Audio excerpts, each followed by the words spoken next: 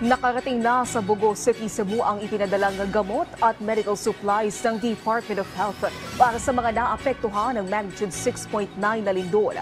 Pinag-aaralan naman ang kagawaran ng pag-activate ng oversight duties para masuportahan ang operasyon ng mga pribadong ospital. Si Bien Manalo sa sentro ng balita.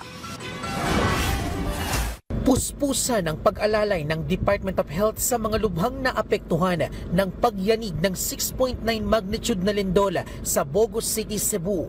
Nakarating na sa DOH Central Visayas ang halos 1 milyong pisong halaga ng gamot at medical supplies na inilaan ng Health Department sa pakikipagtulungan ng Office of Civil Defense.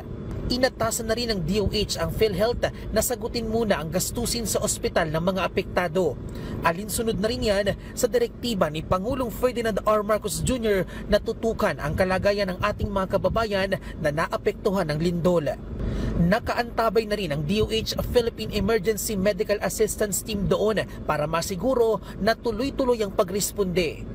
Magtatayo sila ng pansamantalang hospital tents kung saan maaring isagawa ang surgeries, konsultasyon, laboratorio, diagnostics at admission ng mga pasyente at evacuees. Nagpadala na rin ng psychosocial team mula sa National Center for Mental Health para mapangalagaan ang mental na kalusugan ng mga biktima.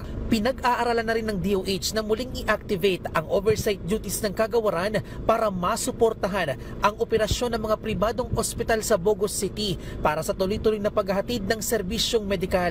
Namamahagi na rin ng chlorine tablets ang ahensya para masiguro na may malinis na tubig na silang maiinom at magagamit. May duda tayo sa tubig natin, pakuluan natin ng 2 minuto. Simula sa pagbula ng tubig, mag-oras ng 2 minuto, saka patayin, saka palamigin at inumin. Yung DSWD naman, meron din silang mga water filters na kasama dun sa ating kanilang mga food packs na binibigay. Nakapagtala naman ng Feebox ng daan-daang aftershocks na umabot hanggang 4.8 magnitude na karamihan ay mahina. Pero maaari pa rin nila itong magdulot ng mga pinsala. Kaya paalala ng DOH. Dapat yung ating duct cover and hold, yan pa rin ho yung dapat nating gawin. No? Kaya napaka-importante ng mga earthquake drills na kung tayo ay malapit sa pintuan, lumabas tayo, lumayo tayo dun sa infrastruktura. Bien Manalo para sa Pambansang TV sa Bagong Pilipinas.